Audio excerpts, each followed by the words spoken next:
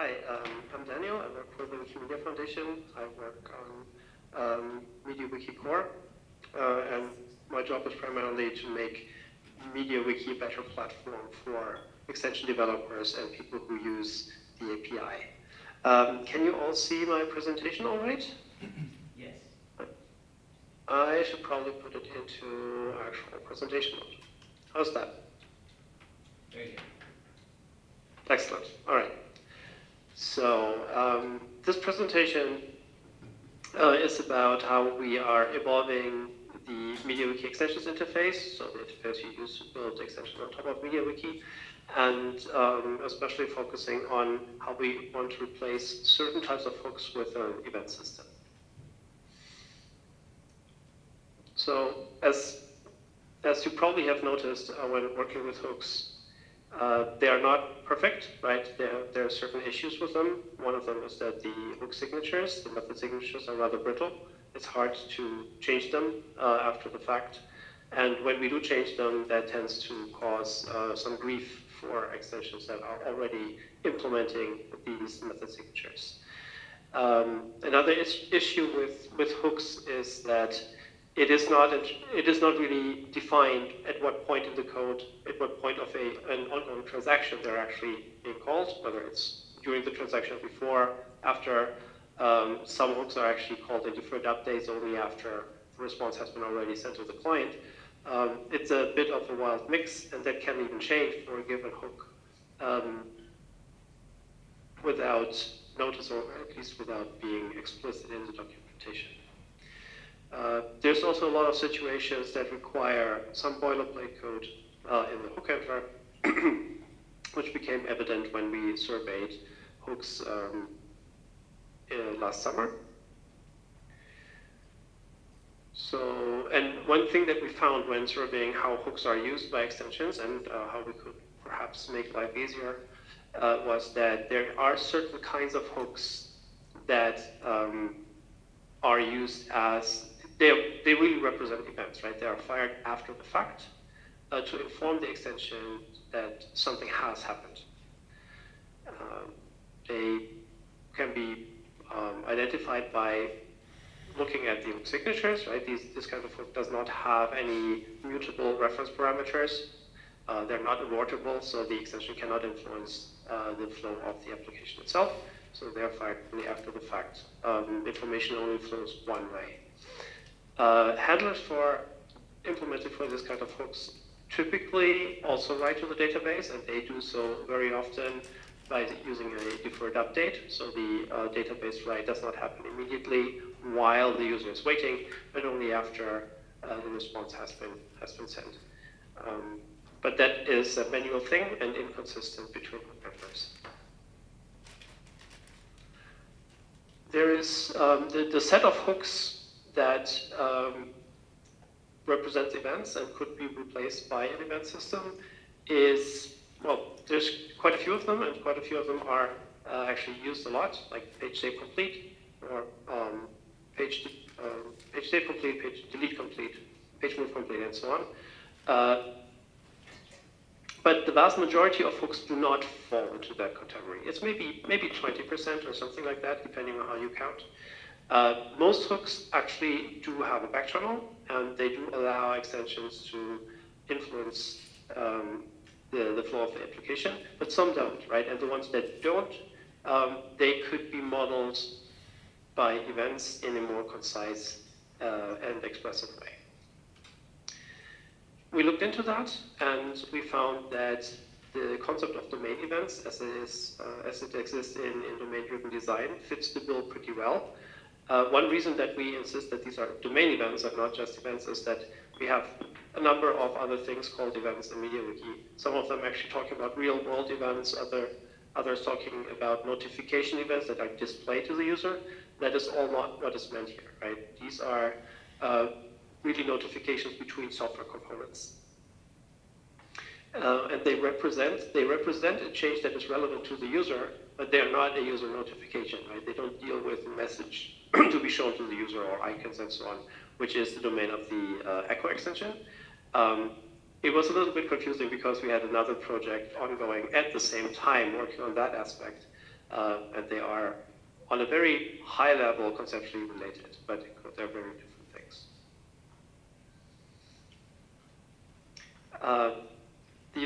The concept of events really allows for a nice way to decouple components. They allow information to flow from one component to another without the sender knowing about the recipient, right? One extension or other component can register a listener that gets then informed whenever something happens that they care about.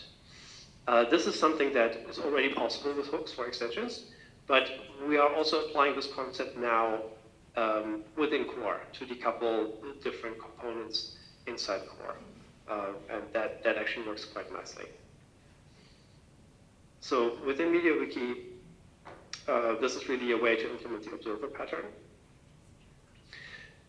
This can be extended to, if we think outside of MediaWiki, if we think beyond the core process, this can be extended into an event-based system, really. So beyond the in-process event handling, we could imagine events being received by another wiki. So one wiki could listen to something that happens on another, and also across services. So we could have other standalone services listening to things that happen inside MediaWiki, or the other way around, MediaWiki listening on an event bus and reacting to things that happen in another service. But, well, we started by implementing an event system within MediaWiki for the purpose of decoupling components in MediaWiki core and replacing certain hooks in extensions.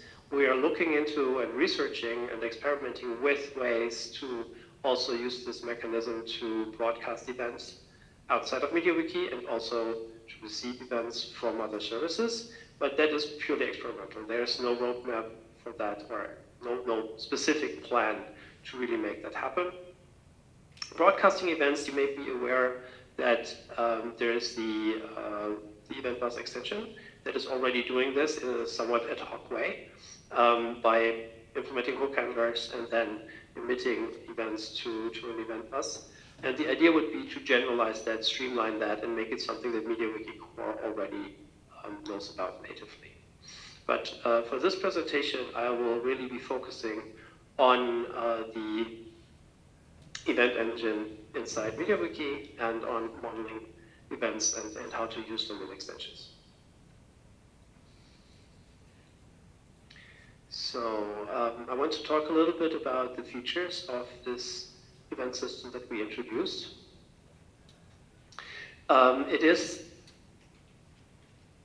This is not something unique, right? This is a pretty common thing for web frameworks to have. If you look at Laravel or Symfony or something, and we surveyed how other frameworks do this, and we found a couple of concepts that are quite nice, but we did not find anything that would fit the bill well enough so we could just use it out of the box. And after considering how we could perhaps adapt and modify one of these existing frameworks, we decided that we are better off implementing something lean ourselves that really fits the bill, but borrow from others what makes sense. One of the things that we found that really makes sense is a concept that exists in Laravel. That's the concept of subscribers. So a listener would be a single method that would be subscribed to a single type of event, and a subscriber would be an object that implements many listeners that serve a shared purpose. And this is actually very similar to the event handler objects that we use in conjunction with extension JSON to register hook handlers, right? You have a bunch of hook handlers implemented on a single hook handler object. And so this concept is really similar, and we decided to adopt that and really make that center the design around this concept.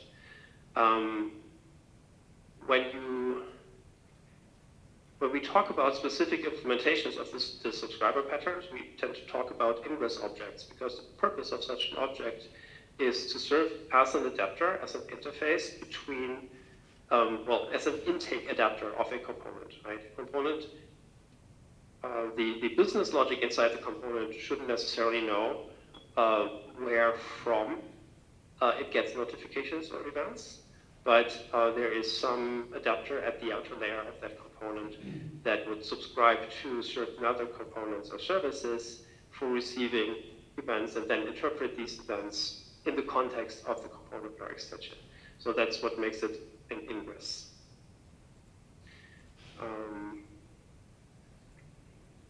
In concrete terms, for an extension, that means that in extension JSON, you would have a domain event ingresses key, where you can list ingress objects.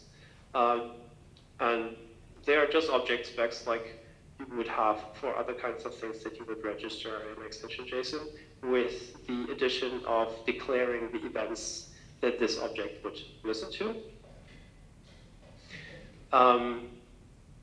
And then to implement it, you would use the event ingress. Oh, there's a typo on the slide. Okay, the event ingress base, class, and having a shared base class for all of the ingress objects gives us a nice way for the framework to later make available additional convenience functions and contextual information to all implementations, right? Since we are in control of instantiating this object and we know the base class, we can add injection mechanisms for whatever we may want. So perhaps we could use this to make available the request context, for instance. Right, on the ingress object, you would implement handler methods for each event. And to make this more discoverable and so avoid typos and confusion, and also have a nice place for documentation, there are listener objects, listener interfaces associated with each event class, just like you have interfaces for different hooks. Just like with hooks, these listener interfaces are not actually necessary for the framework. The framework purely goes by the event name, but it's convenient to have, and so it's a convention to provide an interface here. Events are hierarchical. That is actually, that turned out to be very, very useful. So event types form a hierarchy, just like you would have a class hierarchy. And if you subscribe to a more general event, you will receive all the more specific events, right? Your listener will be called for all the more specific events. And that allows us to introduce new event types, either more general or more specific, without breaking anything, right?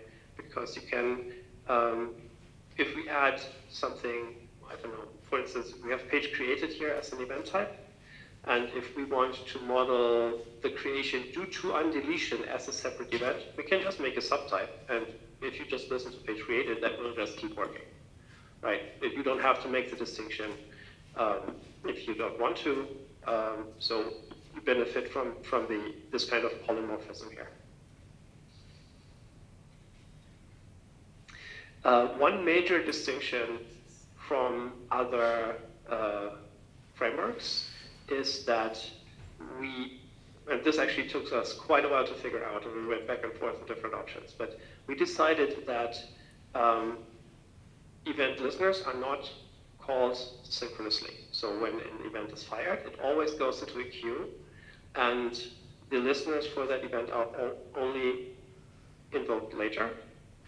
They're invoked specifically after the main transaction has been completed successfully. So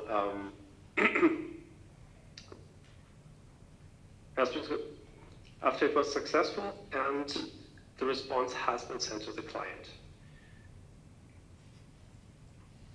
And this is important because the listener cannot interfere with the main transaction. They cannot make the transaction fail.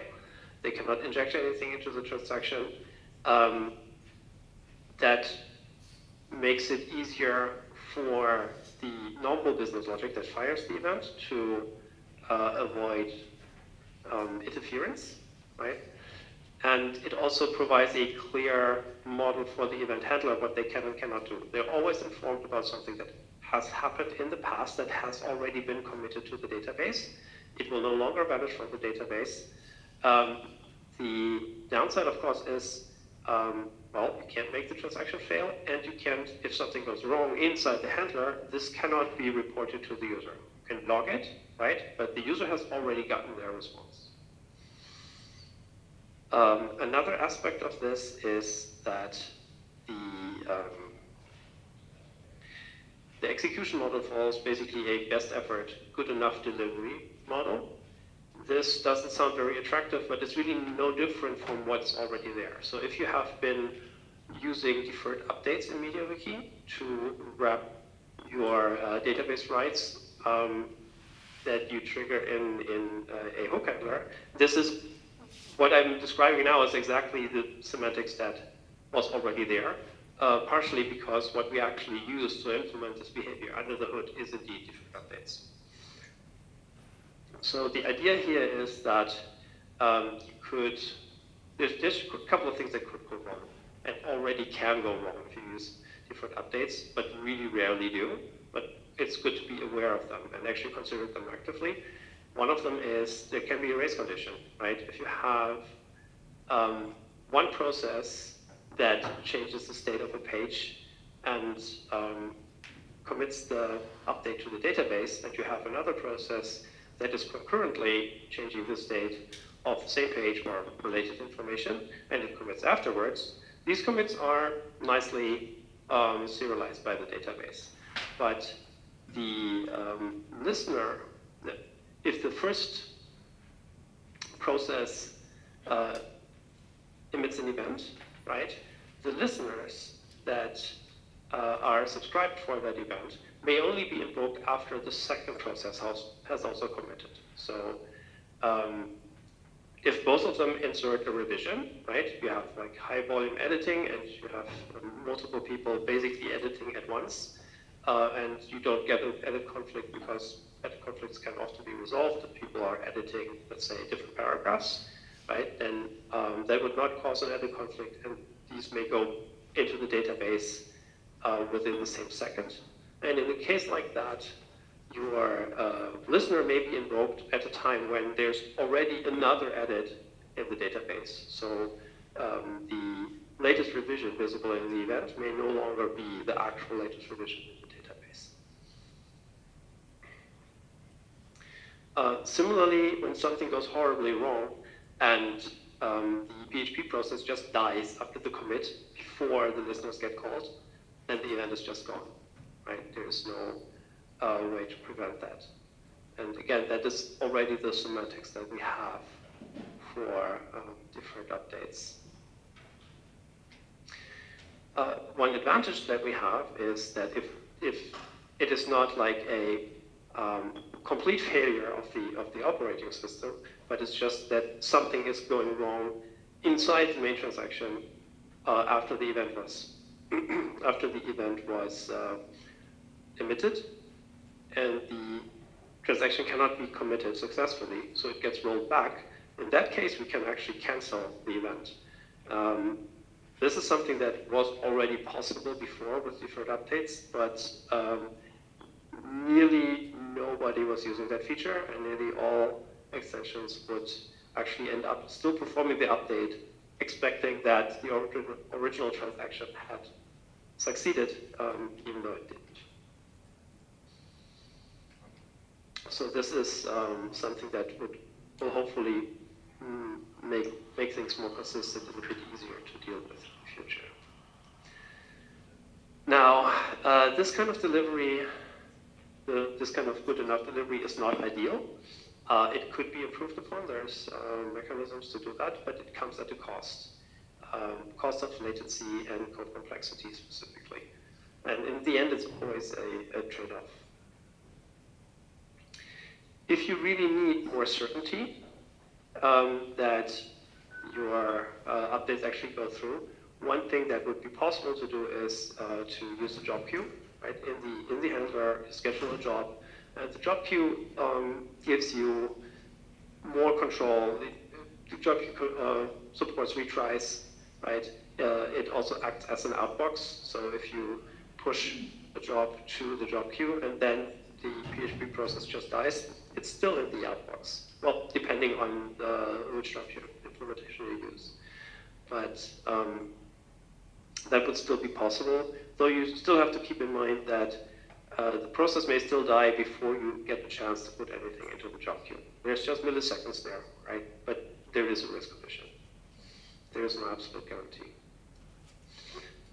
We've been thinking about actually adding a transactional outbox semantics for the entire event system, but it is quite costly to make that work, right? You can have at least once delivery, but if you want to have sequential at least once delivery, and you actually want to guarantee the order as well, then one failing handler will halt the entire system and nothing can go forward. And this is really hard to overcome.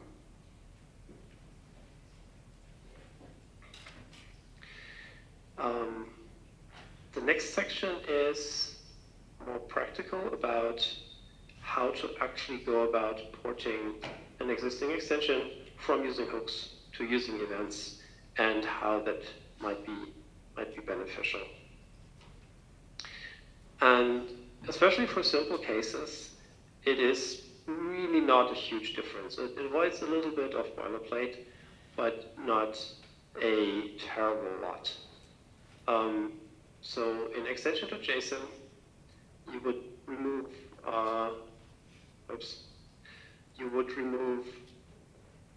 the registration of hook handlers for the relevant hooks, and instead you would add an ingress object. Oh, it still uses the old key. We used to call it subscribers, and then we decided to settle on using ingress everywhere. Yeah, need to fix that. Anyway, so instead of subscribing to the hooks, you add an ingress object that subscribes to the relevant events. And from the hooks object that conventionally is used by a lot of extensions to implement hook handlers, you would be removing the hook handler for the relevant methods, for the relevant hooks for the relevant events. And as you can see in this example, this is a somewhat simplified real-life example from porting the Wiki Stories extension. A lot of these handlers will be actually scheduling a different update. That's a very typical thing. I think really all the ones I've touched so far are actually doing that. The logic that used to be in this hook handler will be moved to the ingress object. And as you can see here, the logic is basically the same, but you don't need the deferred update wrapper because the handler is invoked as a deferred update anyway. So that avoids a few lines of boilerplate code. And comes with the added benefit of this actually being not run if the transaction fails. Okay, we have been working on this for basically half a year now, and the event system is being released with MediaWiki 1.44. But the actual modeling of the events, of the first set of events, right? We are modeling the state changes to pages right now. Other kinds of things like changes to user accounts may come later. These are not stable yet. We have been bike shedding a lot about names, about the hierarchy, what exactly should go where. There's also a bunch of edge cases like is page protection, is that part of the page itself, or is it really part of a completely different domain that should have its own events? There's a lot of conceptual discussions necessary there, and we are about to wrap that up within the next month or so. So the first set of events can be released with MediaWiki 1.45. What we're also currently working on is just increasing adoption, so we get more of a feeling of whether we get the modeling right and get the tooling framework right, if there's any problems with it.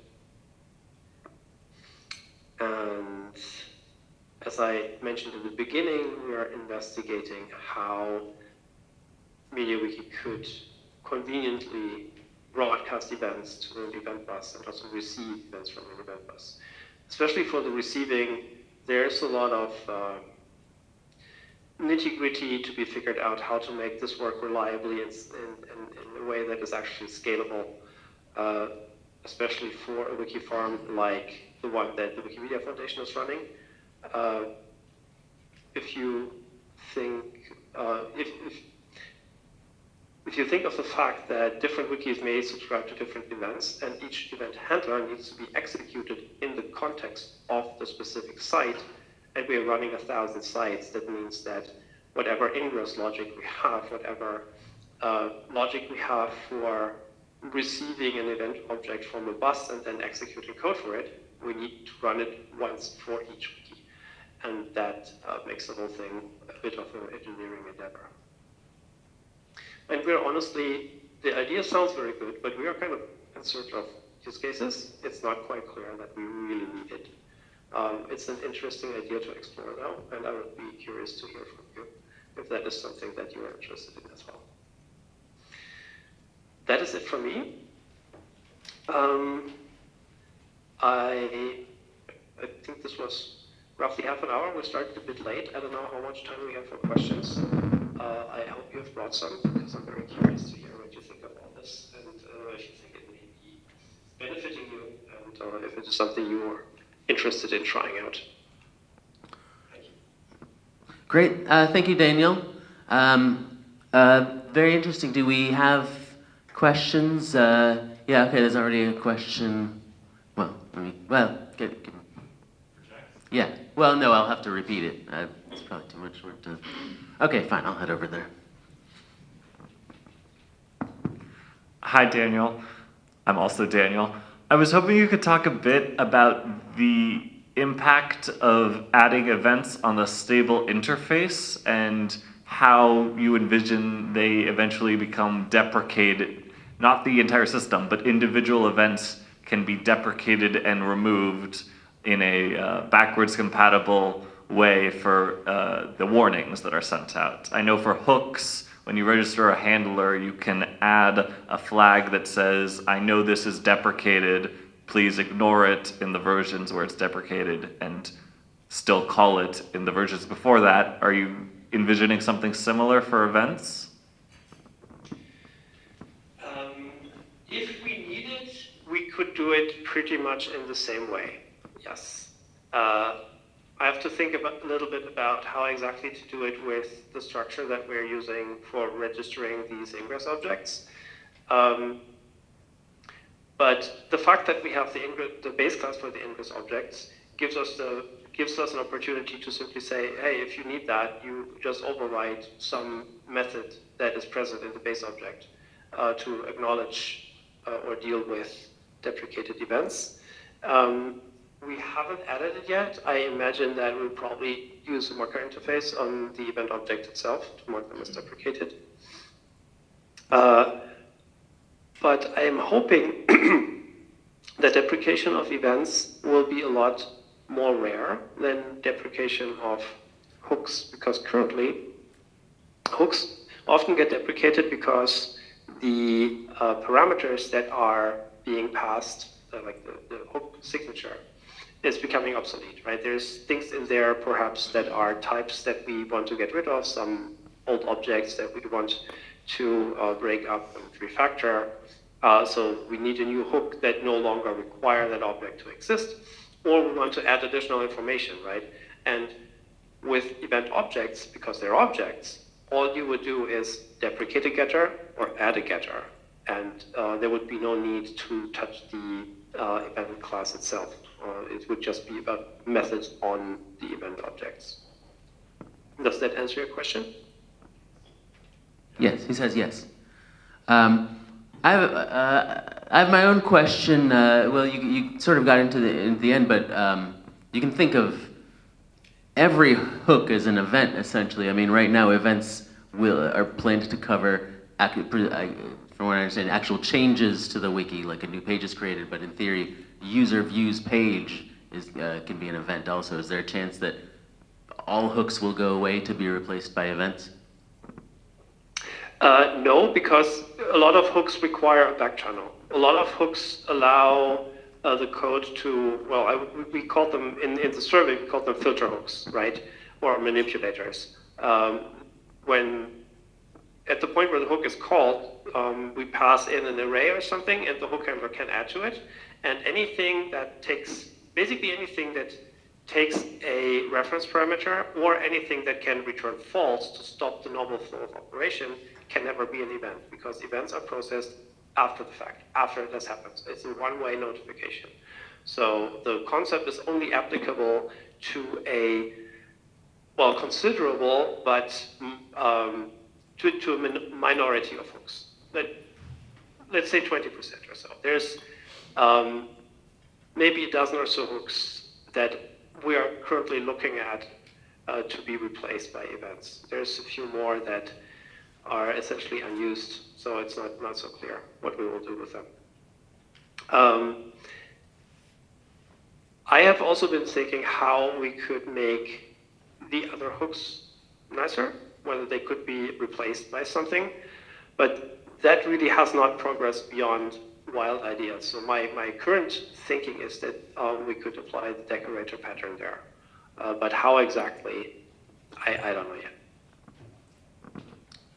Interesting. You mean make hooks look like events, or make events look like hooks, or something? Or maybe okay. You got me. I forgot what the decorator pattern is. If you have a hook that is not event, but it changes the parameters that go into an operation, or it changes the outcome of an operation. Maybe you have a hook that, I forget what it's called, but when you do permission checks, right, you can have a hook that does additional checks and maybe denies the permission that would otherwise be granted. That changes the outcome of the operation. So it cannot be an event. The event would only be fired after the operation is complete.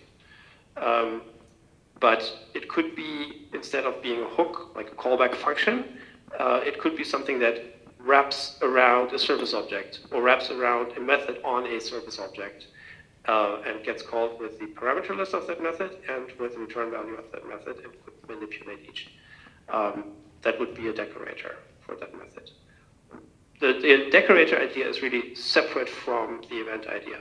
It would be something that could be applied to like modernize hooks or replace hooks that are not covered by the event idea. Right, okay.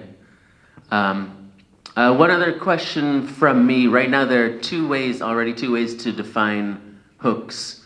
The new way, the right way, and the old deprecated way. Will there, at some point, for some hooks, be now 3 ways to do it, at least temporarily, until the previous ones are removed? Well, yes, because registering an event ingress object is a third way. So the third way, well, there are hooks, right? But instead of registering a hook in the old way or the new way, you would register an ingress object, which is basically a third mechanism, yes. All right. Yeah, for the developers here, this is a big deal. I think it's really cool, the inheritance and all that. Are there any questions from YouTube? Okay. All right. Well, thanks a lot, Danielle. This is the first I heard about this, so this is really cool to hear about. Yeah, good luck with the development. Yeah, thank you. Thank you.